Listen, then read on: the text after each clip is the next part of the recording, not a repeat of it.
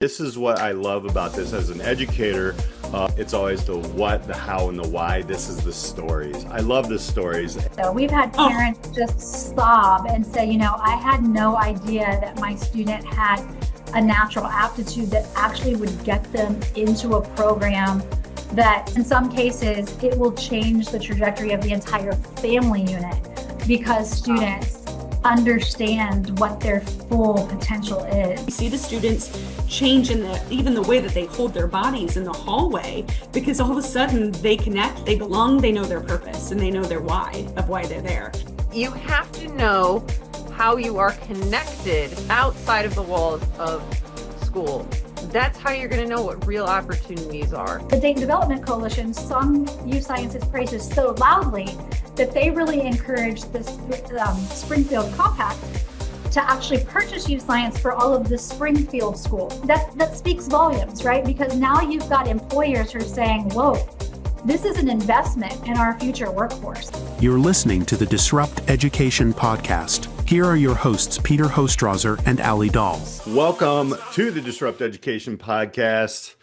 Alli, we're in this amazing series. I really like Third One's a Charm, I think we were talking about in our partnership with YouScience. But before we jump into that, how are things going with you? What's happening with you right now? The time of recording this, I was just filled with this. I skydive, I teach, I tutor, I do all this stuff, and this series is really getting me to expand my sense and hopefully your sense for those listening of what's possible. And I just, this past weekend I had some amazing tandem skydives that really just this one woman made this comment of I didn't even know this feeling could exist. And I think when we are having these types of conversations about career exploration and what's possible in that realm, we really have to expand our sense of what is possible, because it's so easy to remain trapped in fear, or right in my world with skydiving, just stay in the plane, don't jump out, right? And so it just kind of was this coalescence this weekend of having this sense of and a reminder for me of what is possible when we overcome the fear of whatever we think is holding us back. So that's what's going on. Yeah, there you go. Right. Talking about fear and jumping out of planes. You always hit that so well. As amazing the teaching that you do in that moment. So we were talking about the exposure gap. So in our first episode, second episode, we jumped into kind of how do you education with a purpose, and Jason Van Nuss really helped us out on a lot. This is what I love about this as an educator. It's always the what, the how, and the why. This is the stories. I love the stories. And with us today, we have Shannon Cox, the Superintendent of Montgomery County Education Service Center. And we also have somebody with the coolest title. Sorry, Shannon, but it's a career navigator. It's Katie Grothoaus. From MCESC. We love our acronyms in education. Welcome, ladies. Thank you so much for hanging out with us today. Yeah, thanks for having us. Awesome. Can you kind of open up? I know before we dive into the stories and the wins that matter, I'm so excited about hearing, because there's those lighted moments. Talk a little bit about Montgomery County Education Service Center and what's that all about to kind of set the stage. Absolutely. So here in the state of Ohio, we have 51 educational service centers, but there are actually 43 states across the nation that have some sort of variation of what we do. But we are the high quality professional service delivery arm of most things from the State Department of Education. In other states, they're called by different names, but we go by sort of a collective name of Educational Service Agency. In some of those other states, there is a direct correlation with the work that their state Department of Educations do within the state. And in some cases, they're literally freestanding cooperatives or freestanding sort of entrepreneurial businesses. And so it's really a nice network to be part of. But here specifically in Ohio, we work very closely with the State Department of Education and Workforce, as well as the Ohio Department of Higher Education and the Governor's Office of Workforce Transformation. So it's nice, this nice trifecta of making certain that we prepare young people for the future that exists for them. And I have to just say out loud, like, when I was young, I wanted to be the first female fighter pilot for the United States Air Force. I didn't quite make it there, but I was able to actually fly with the Blue Angels. But most recently, I was picked to skydive with the Golden Knights. And so the skydiving aspect, I really wanted them to let me have like fire and flames off my heel, but they said I wasn't ready for that.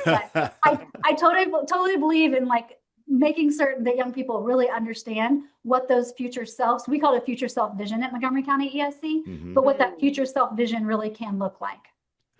That's why you have a Blue Angels fighter jet on your LinkedIn. I was going to ask about that. That's awesome. That's awesome. Start us off, Alli. What do you think? You're already connected. I know, right? That's so awesome. I mean, I've seen the Golden Knights jump, and see them train and everything. So that's really cool. And I have worked an air show with the Blue Angels, so also really cool connection point. Didn't know we had. And I think to just kind of like start us off, Katie, I'm really interested in your title, right? You're a career navigator. And I can't say that I've ever heard of that title before. Maybe it does exist. It's new to me and it's awesome. And so I want to know, like, what does that entail? How did it come about? And where are we with it today?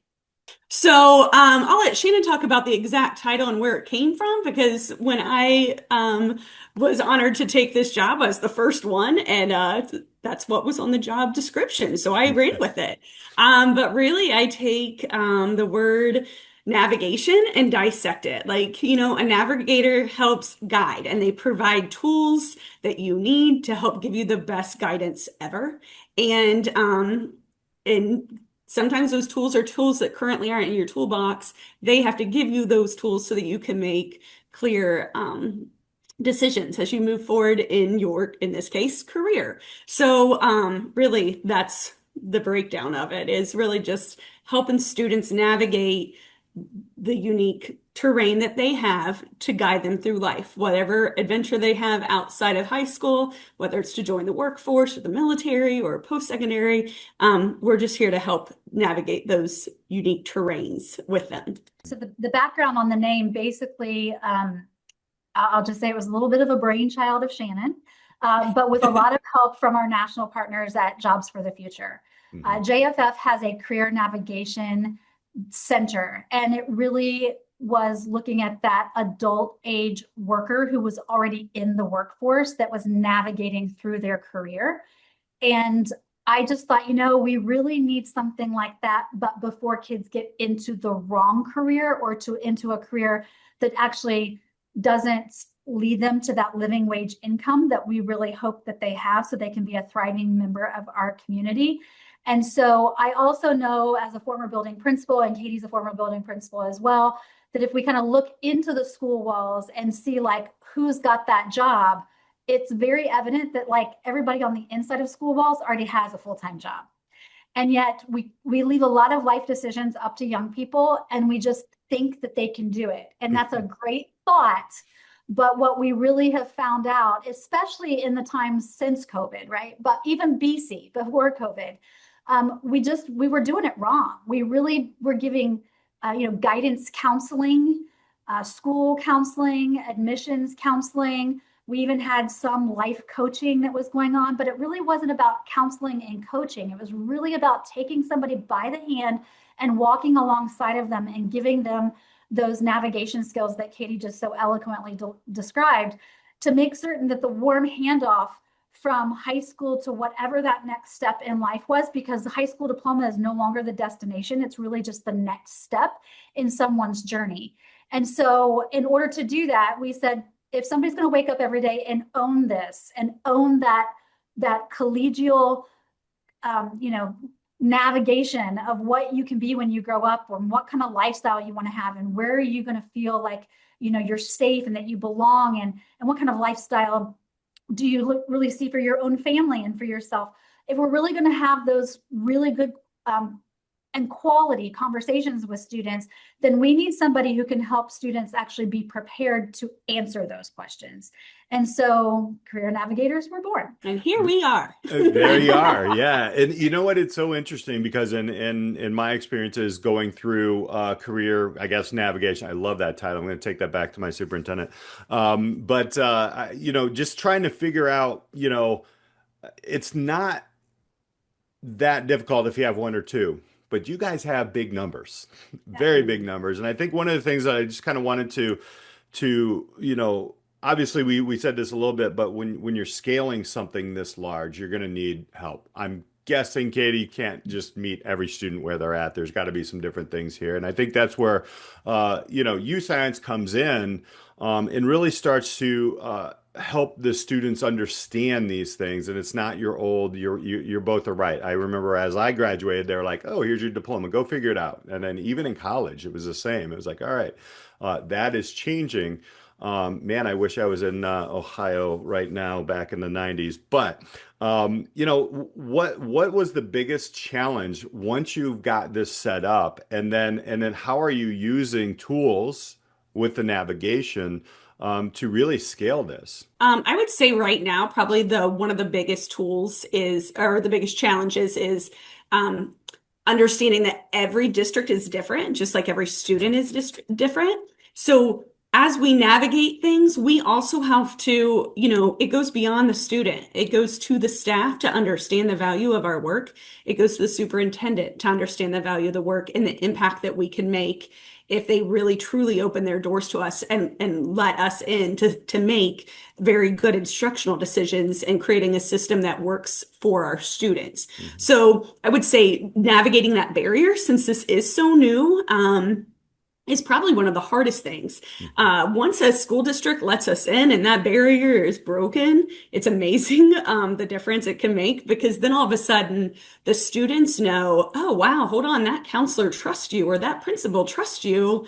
Hey, can I work with you for a little bit? And then all of a sudden you see all those walls come down. They start spilling all the things that they're interested in and things that they want to explore and see. And then you start having some real meaty conversations about what kind of opportunities we can provide, whether it's through academic courses or through work-based learning opportunities. Maybe it's just job shadowing. Maybe it's just having an experience, some exposure in some way, but really giving them all those tools and exposure to make so that they can make those decisions as they continue to navigate into a life that they want, that's best for them. Shannon, you were talking about like the in school, like, career or school counselor or admissions counselor. Like, it was bringing me back to my own high school experience and thinking about like my counselor was the person I went to like get my schedule or adjust my schedule. Or I don't think we had even a college counselor, which when I became a teacher, that was then a thing. And so it's this like evolution of what does it look like for a student to graduate high school and then navigate the next steps, because the reality is that most students are not going and pursuing a 4-year college degree. So even the term of like a college counselor is outdated. And so I'm just curious, like, how did you guys come to adopting a tool like YouScience to help your career navigators and your school districts and your students navigate that next step as a modernization of career exploration? So what have you kind of seen in that adoption and using it with your school districts? So what's really interesting is YouScience came first. So I was actually in Georgia meeting with Irene Munn, who was the lieutenant governor at the time. And she had just brought YouScience in as a statewide adoption because she knew that it was a game changer. She felt like it was going to be a game changer for their economic development and workforce needs in the state of Georgia. And so we had a mutual friend. I was sort of trying to figure out this like pathway, career exploration, planning stages, because we had some mandates here in the state of Ohio and I wanted to, do best by my districts. And so this mutual friend was like, you need to meet the lieutenant governor of Georgia. So I flew down and met with Irene. And when I saw YouScience, I was like, this is a game changer, right? This is a game changer. Because even though I was pretty solid at 14, 15 years old that I was going to be a fighter pilot, I didn't really know that I was good at it, right? I enjoyed flying. I had been gifted experiences of flying and knew that it was a passion of mine, but I really didn't know that I was good at it. So there was this interest, passionate about it, but I didn't really know that I was good at it. So when I ran into YouScience and kind of started digging into the evidence-based research that both the interest and aptitude side of YouScience sits on, I thought, this is it. This is how we make college not a very expensive career exploration for students. This is how we get kids in the right field. It doesn't have to be their job forever, but we at least get them into the right sector so that they feel purposeful and they feel like they belong there. And it's also the way we break down the stigmatism that, girls aren't necessarily math people. Because I felt like I was a pretty good math person and ended up being a math teacher. So it was one of those things where it made sense, but I knew that I was going to have to bring it back to the state of Ohio and build an infrastructure around it because we weren't going to be able to just say, here's the assessment, because we have a lot of data running around schools, but just because you have data doesn't mean it's worth anything. And so we built the pathways. We embedded YouScience in it. It took me about 7 years, to be really transparent with you, to get a full, what I would say, implementation model of YouScience across my county. I took the Coalition of the Willing, we took some grant funding, and we said, let's just try it and let's look at the data that we get. And then we got the pushback from the school counselors who said, Shannon, we love this data, but I don't have time to do it. And so it just, again, somebody used the word evolve. It just kind of evolved into, we now have these beautiful pathways that we published on paper that everybody agreed to. But when all of a sudden you started implementing them, it was like, well, shoot, who's going to do that? Who's going to have the conversation with the kids? Who's going to make sure that the teachers understand? Who's going to go talk with the businesses to see if they will even provide career-connected learning experiences based on and aligned with the YouScience data of a particular high school or a particular grade level? And so all of a sudden it was like, we got our work cut out for us. And so the infrastructure just had to keep being built, and it became pretty robust and rigorous in our college. The number one College Credit Plus, which is Ohio's version of post-secondary enrollment, is Sinclair Community College. And they leaned in and they said, we're going to help you do this. And then we had a couple of school districts that said, we'll actually buy career navigation services from you just to make sure that we're getting it right. Then we were able to secure some national funding to, kind of expand and scale career navigation across Montgomery County and really even in the state. And so it just builds on each year. And Katie was the first one, and now she's one of many. And so we brought our newest one on actually just last week. So we've got good momentum, but it wasn't for the faint of heart. This is years in the making. But the good news is we've been able to do a proof, demonstration proof that can be scaled now and replicated across the state of Ohio, which we're really excited about. Man, change, right?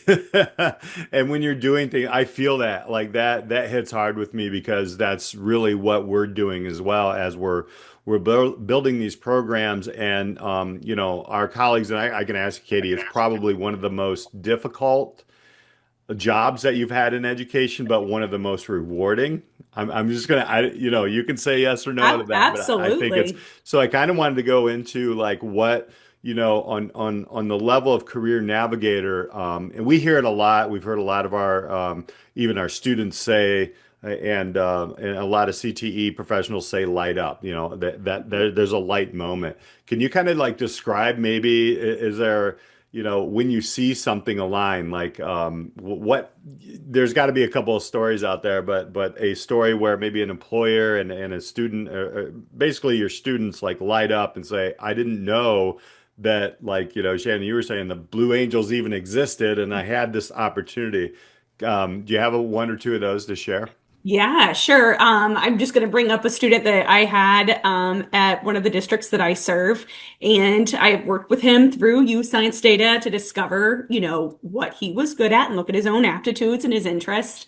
And we just had a really good, solid conversation about what his goals were and the courses that he was taking.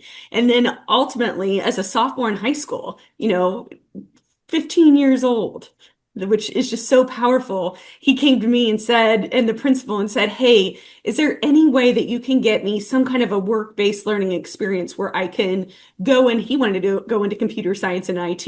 And we're like, I don't know. Let's see what we can do. And then this is where, we work together to see what doors that could possibly be open. So we actually even worked with our own school district to say, hey, could you open the doors this summer to an IT intern and see how it works? Well, it turns out this kid loved this job. He thrived. Obviously, he's compassion, he has that fulfillment. He's excited about learning. And he just did an amazing job all summer long working for the IT department at the school, helped them tremendously. And then now he's in the CTE program. And it's just phenomenal to see him be so successful. And again, like, I don't think he ever saw himself with that light, but then now all of a sudden he does see himself. And then he's like, hey, but this is where I want to be. And then he wanted to even reach out to me because he wanted to talk to me about, his classes after he graduates from high school, because he's already worried about that and wanted to make sure the career tech program he's in just has a nice smooth transition all the way through to college, and wanting to know where I would be and how I could help continue to support him. And I'm like, absolutely, I'm here. Like, I am here. So it's seeing those kids where they finally see the light at the end of, not even at the end of the tunnel, they just see that light and they want to follow it and continue to like see all the opportunities that their education and their coursework can actually provide.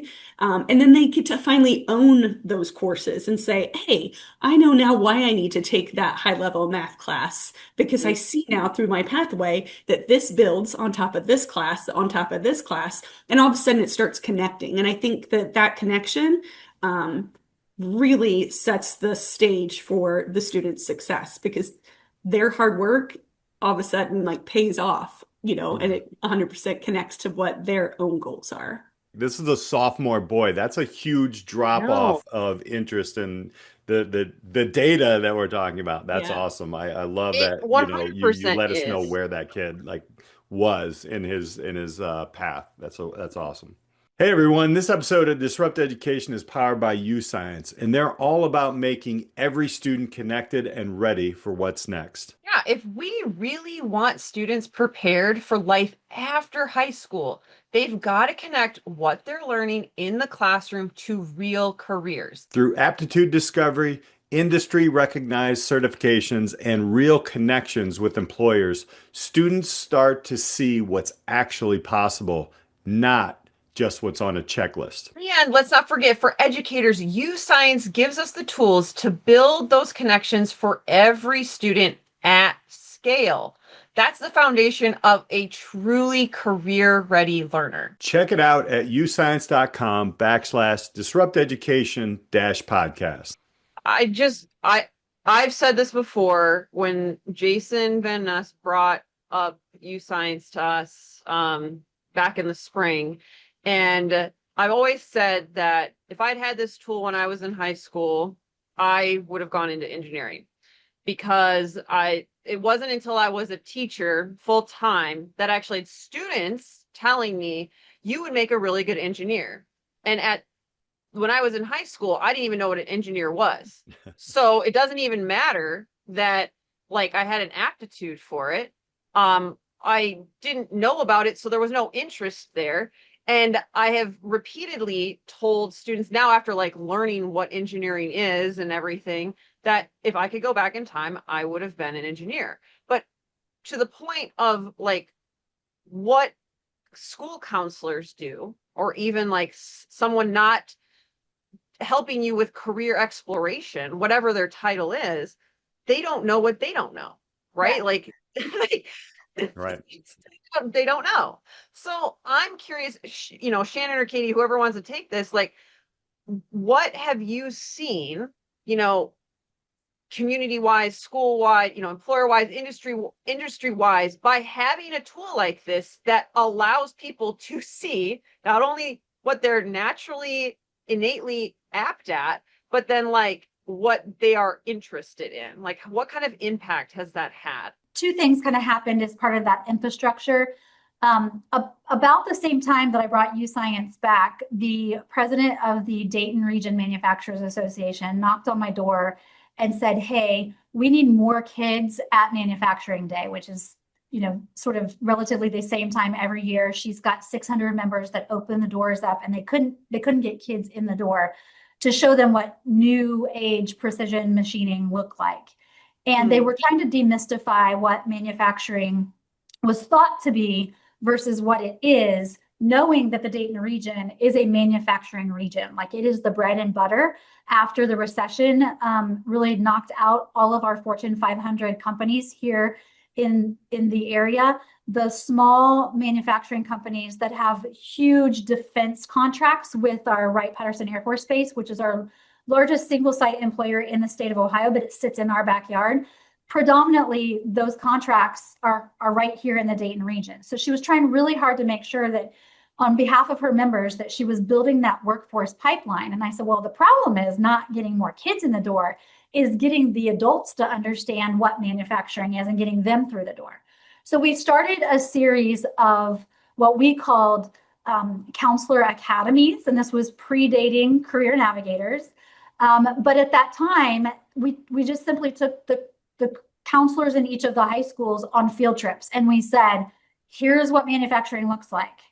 Here's all the jobs you can get in a manufacturer location, right? They need accountants, they need marketing people, they need custodians, they need people to run 5-axis mills, they need CNC operators. They also need mechanical engineers. So let's not limit the career progression that can happen in a manufacturing occupation, right? You get a kid in the door in an entry-level position, and there's so much opportunity for them to make their way to that mechanical engineering terminal degree if they wanted to, and probably some tuition reimbursement, and you know, they're earning while they're learning at the same time. And so that was where we started. And then we realized, oh my gosh, these counselors are just overwhelmed. So let's get a career champion in each district that can also help us. And then that, in some cases, was the high school principal. It was a middle school principal. Sometimes it was the English teacher at the high school, because they saw every student, you know, in the high school. And then obviously we've evolved into actual career navigators that help us do this job even better. So that first piece, to your point, Alli, is that the adults really have to understand what the landscape of jobs and occupations really are. Because when they went to school, they probably woke up in 3rd grade and wanted to be a teacher, and they set that life goal for themselves. They went to college, still, you know, in school. They graduated from college and came back to a school, and most of them don't know how to like have any bodily function without a bell ringing or a whistle, you know, blowing.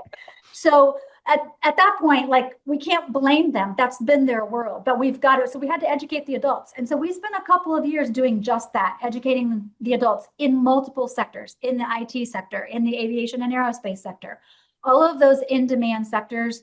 And that was, again, before COVID, because I think every sector is in demand at this point. The second piece that I will tell you is that a lot of times when we were having these conversations about giving students opportunity to seek future careers, my capital CTE people got very nervous, and they were like, hey, stay in your lane. Like, we got this. This is our lane. But the problem was, when I dug into the numbers in Montgomery County, we had about, depending on the school district, but anywhere between 42% and 60% of high school students who were regularly attending school. They were not credit deficient. They were not already in a CTE program. They were not on an AP or IB pathway, but they really didn't have a trajectory outside of the high school diploma.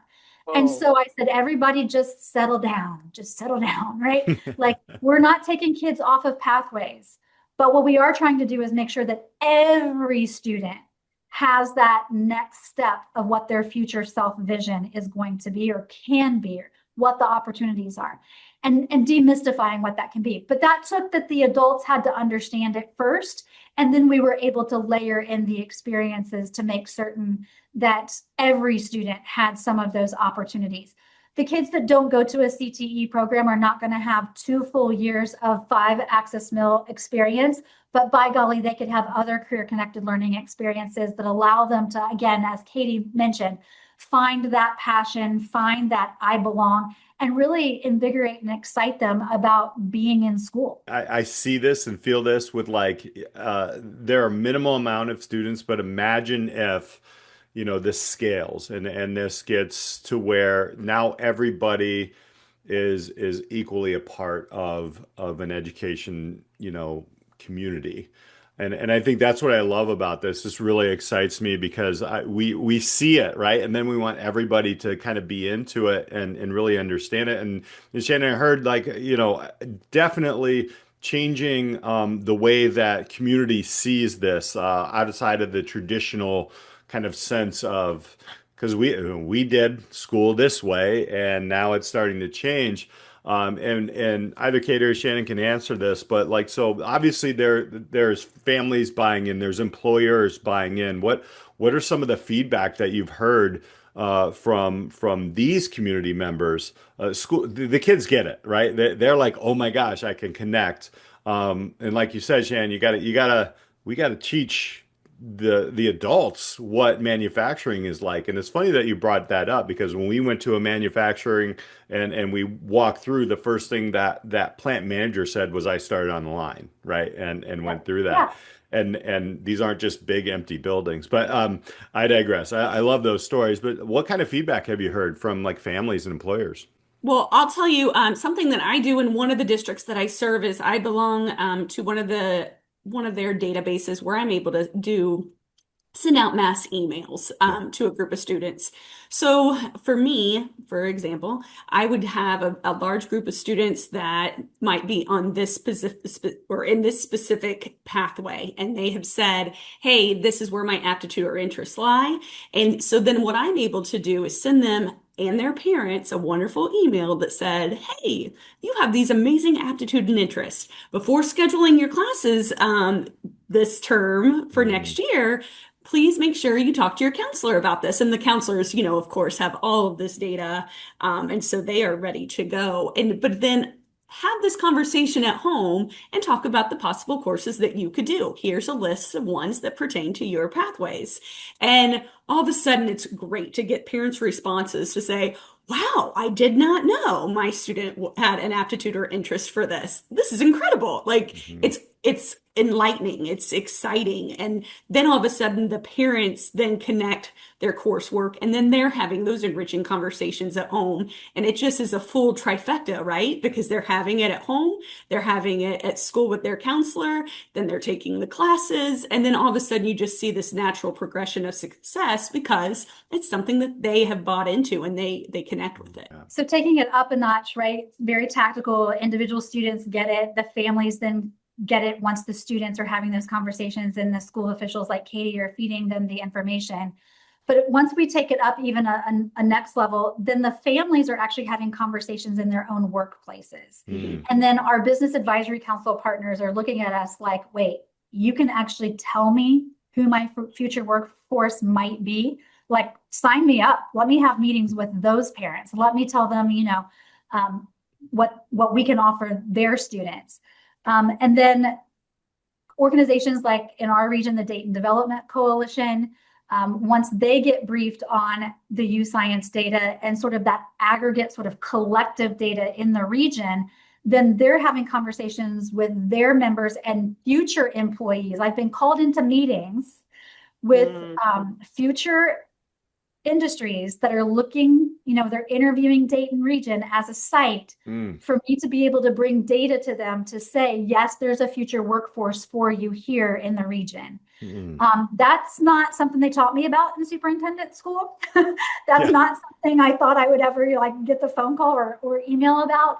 But being part of that bigger ecosystem to make certain that Ohio has a landscape of workforce so that potential employers can come here. So it's not just about having a shovel ready, land site where somebody can set up shop, but making certain that they've got the workforce that they need. That's important also. So much so that the Dayton Development Coalition sung YouScience's praises so loudly that they really encouraged the Springfield Compact to actually purchase YouScience for all of the Springfield schools. Now, that's not in the Dayton region. It's sort of the next city over. But that speaks volumes, right? Because now you've got employers who are saying, whoa, this is an investment in our future workforce. So yes, by all means, we want to make sure that families and students have this information so that they can make great life choices. But we also want to make sure that they know that if their interest and aptitudes happen to fall into these sectors, there's a place for them right here at home. Ohio is the third least transient state in the entire nation. So 79% of people who are born in the state of Ohio end up working in the state of Ohio. The problem is the portion that leave us is typically the ones, we call it brain drain, right? They're the ones with the intellectual capital where they really are making those high wage, high in demand job decisions, but they're choosing to go work outside of the state of Ohio. Our employers are helping us now tell a different story and have a different narrative about, hey, Ohio's a great place to live and work. It's got good Midwestern, livable wages, but it also has good Midwestern living costs, right? Now, we don't have mountains and we don't have oceans, but we've got a couple rivers and lakes. So it's kind of like trade this for that. But at the end of the day, it's really about all of us kind of wrapping around. This is a great state to live, work, and play in. And you can have that information to make really cost-effective decisions about credentials, associate degrees, bachelor's degrees, or going to the military, because we've got it all right here in the state of Ohio. That's awesome. And that's unbelievable talent pipeline work. That's incredible. Well, and one of the other things I was going to say, just very impactful, is, anytime you make a change in education, it's tough, right? So imagine high schools who have their set courses that they've always had, and, people get stuck in their ways, and this is what we take, and these are the courses that we offer. Well, it's really nice also using YouScience data to change that, to say, hey, let's look at all these aptitudes and interests. What courses should we be adding as course offerings, or which ones are not being tapped out, or are not being used, right? And not being fully implemented. Can we make them better? Do we need to change them? Do we need to just remove them? So it's really nice to also use another piece of data, not that this is the only data that we use, but just another piece of data to make instructional changes for the whole building too, and the whole district, just to make sure that we are providing the absolute best opportunities for our students. And it's nice to take the emotions out of it and make those instructional decisions. But we have emotional stories also. We've had parents just sob and say, I had no idea that my student had a natural aptitude that actually would get them into a program that just changes the trajectory of their life. You talk about social mobility. In some cases, it will change the trajectory of the entire family unit because students understand what their full potential is. For years, we've based all of our decisions for where kids go after high school on the interest part of it. And I don't want to be a dream squelcher, but I have gone on record several times, and I'll do it again today.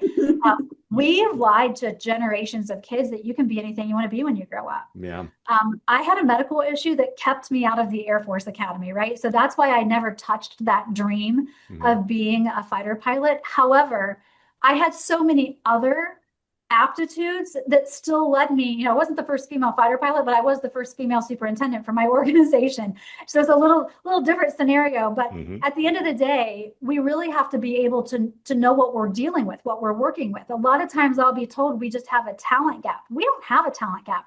We've got an opportunity gap. There is plenty of talent, and we don't want to ever squelch kids' dreams. But what we want to do is be reasonable. You're not going to be a marine biologist in the state of Ohio. So if your interest and passion is marine biology, then we need to be real with that student and that young person to say, you're going to move to be able to have that job. Now, you want to be a biologist and you want to work, in a zoo setting, like we can get you some sort of biology setting, but not necessarily marine biology. Right. So I think it's just really being able to equip the adults in the schools, the families in the home units, and the caregivers to make certain that we're making good decisions and having real, truthful conversations, again, about what that future self-vision can be. It sounds like you use the data.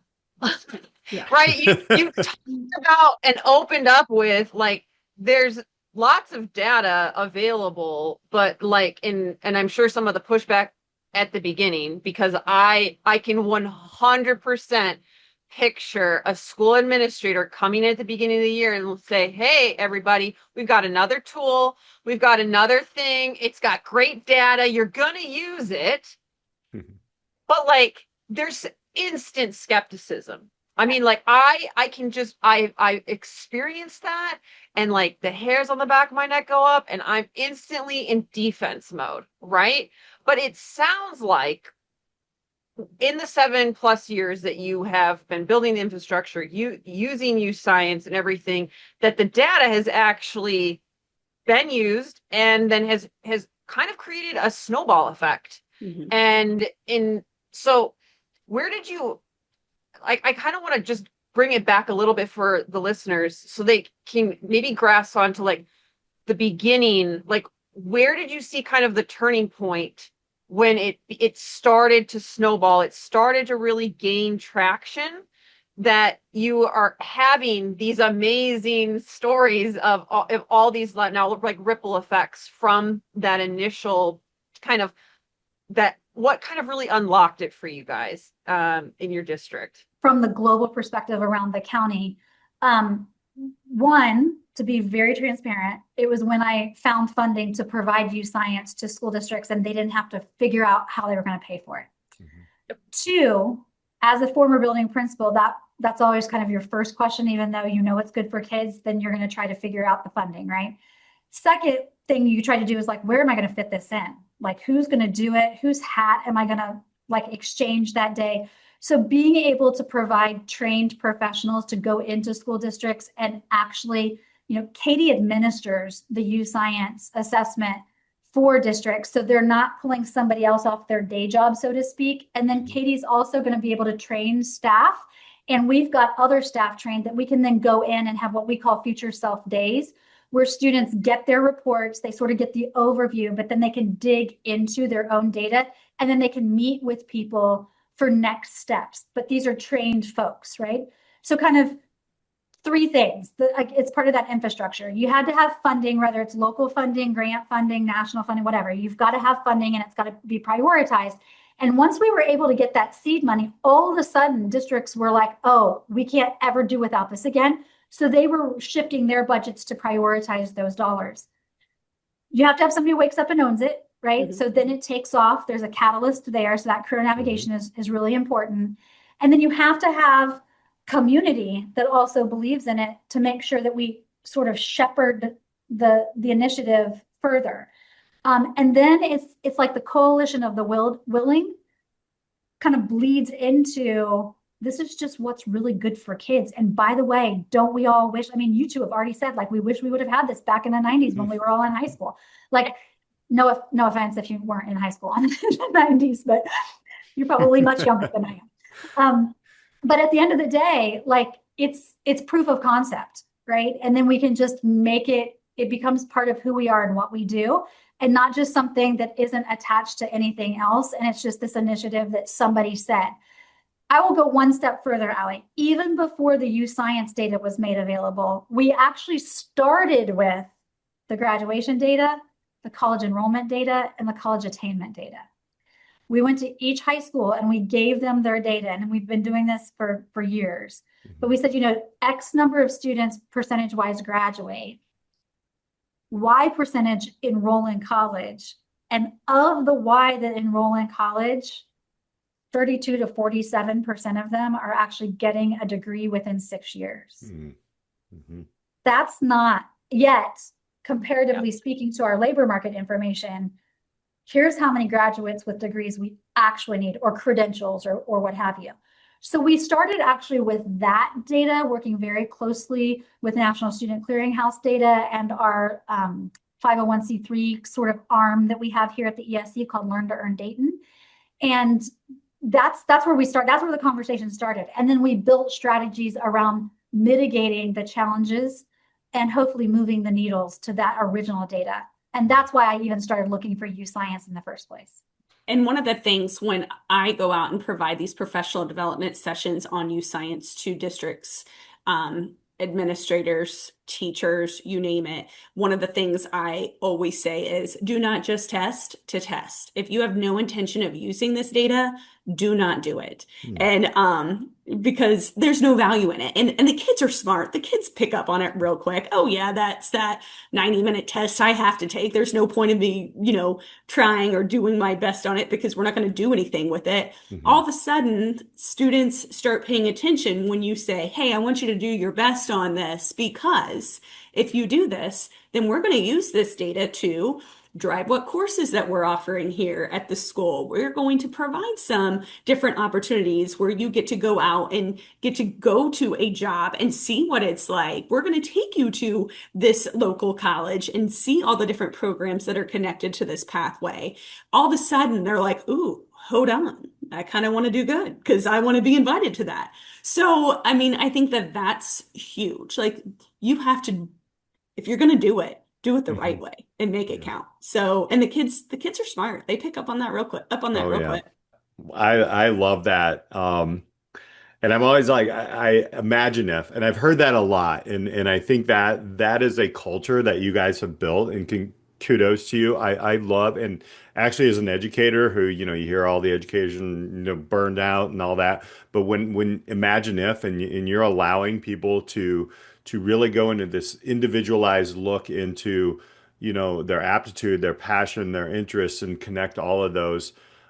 I in my 23 years of education, I've never had a student say no to any of that stuff, right? Like, they've never had anybody shut down and just say no. Everybody has bad days, but like in the grand scheme of things, I think one of the things that I wanted to kind of, start to round out here is to think about, all right, so, and I know we're going to talk a little bit about this on the next episode, Alli, but a little bit like 5 years, 5 years down the road, what do you see? Like, and that might be too far because I feel like sprinting's happen here, but there's got to be this kind of North Star.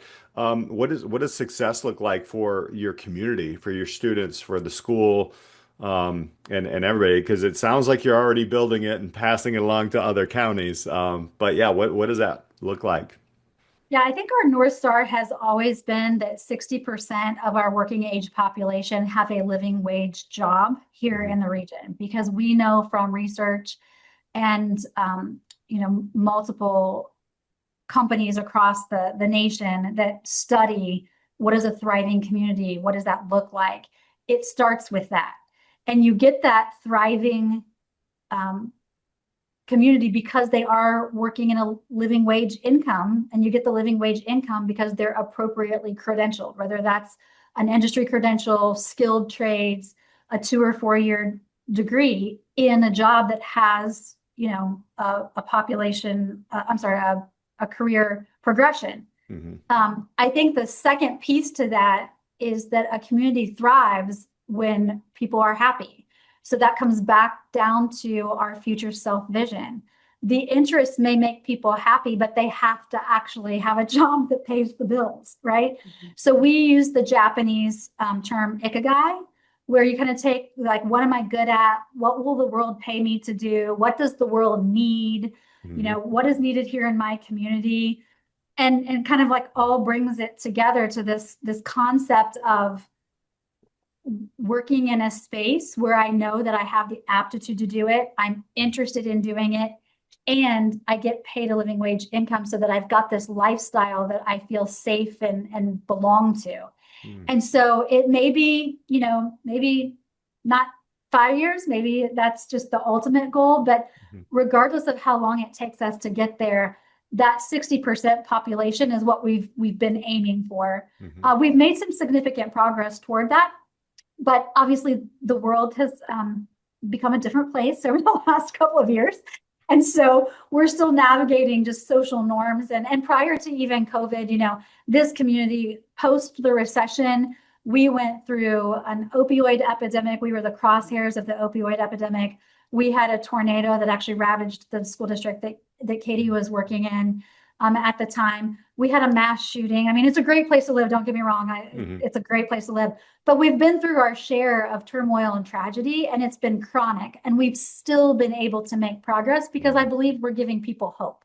And so 5 years, I hope every kid has a future self vision. I hope they have tangible steps to get to that future self vision. And ultimately, I really hope our community reaches that 60% goal.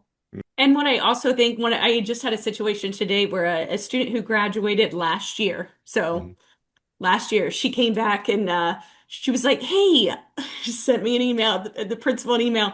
I really want to get my YouScience data. I guess I didn't follow those instructions last year when I was supposed to link it to her personal account. But to me, that really resonated because she knew that that data existed and she wanted to go back, and that tool existed to go back and explore a little bit more to figure out where she wanted to go. So I like that even as a graduate, she was coming back and using that tool. I got to ask each of you, you know, like, to a district that's not yet doing aptitude and interest and career exploration in the way that you are doing it and partnering with YouScience, and like the difference that it's made in your community. Alli, I'm going to go back to what you said at the beginning, that I didn't know these feelings could exist, because it's wonderful to see changes happen, even though change is like uncomfortable, right? But sometimes when you're in that uncomfortable state, that's where you grow. And that's where you grow your district. That's where you grow your community and your opportunities that you're providing for your students. So using this data to provide all of these amazing opportunities and to make these changes, while uncomfortable and a little bit challenging, definitely, but long-term impacts are amazing. And you see the success, you see the students change in even the way that they hold their bodies in the hallway, because all of a sudden they connect, they belong, they know their purpose, and they know their why they're there. And that you can't always say that for a traditional high school. I would say from a district leader perspective, I think it's pretty evident that kids are disengaged. We don't just have attendance issues, we have engagement issues. And that's across the nation. So I don't care what state you're in.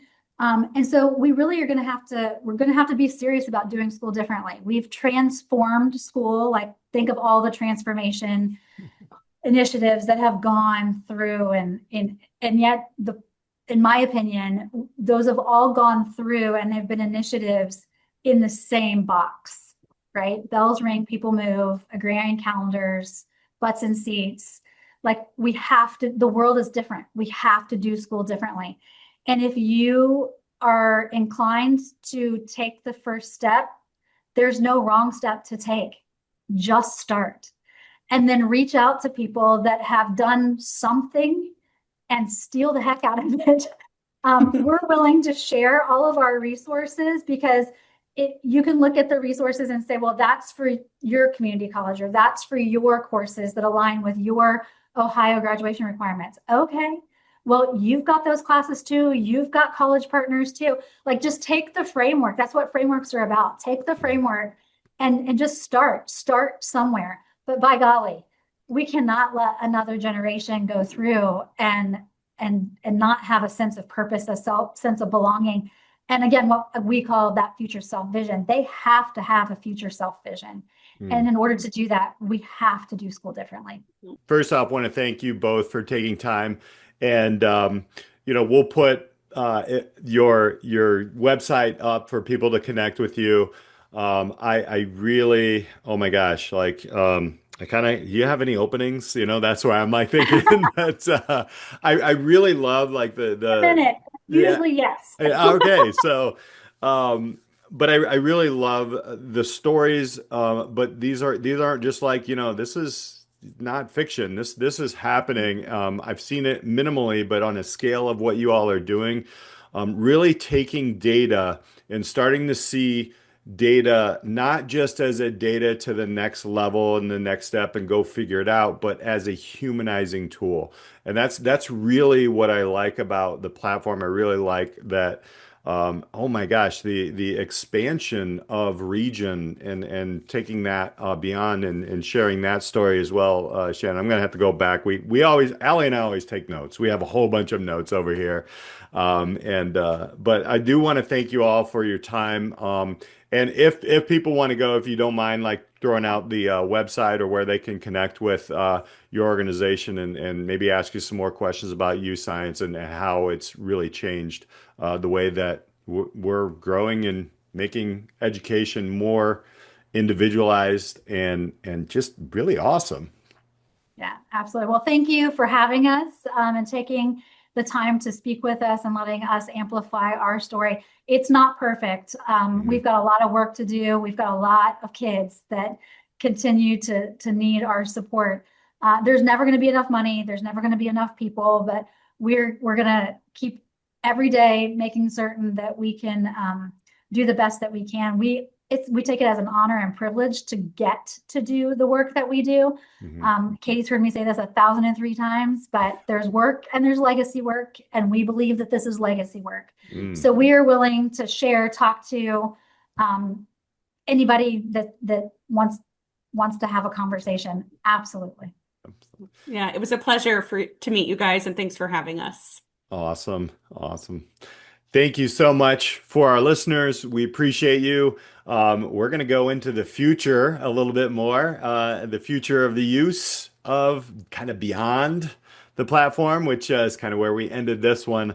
So we'll catch you next time. I want to thank YouScience for partnering with us on this amazing series. I want to thank again Katie and Shannon for joining us. For Alli Dahl, I'm Peter Hostrawser. Thank you for hanging out with us on the Disrupt Education Podcast. That's another episode of the Disrupt Education Podcast, where we keep challenging the traditional systems and helping students connect learning to real life. Here's the truth. Many students leave high school with a diploma, but without direction. Readiness isn't just about grades and transcripts. It's about discovering who you are and connecting that to real opportunities. That's why Disrupt Education is proud to partner with YouScience, the platform that helps every student uncover their unique strengths, explore career pathways, and step confidently into the world beyond school. If you believe that every student deserves to be connected and ready for what's next, check out youscience.com/disrupt education-podcast. Because when education and purpose connect, students don't just graduate, they launch.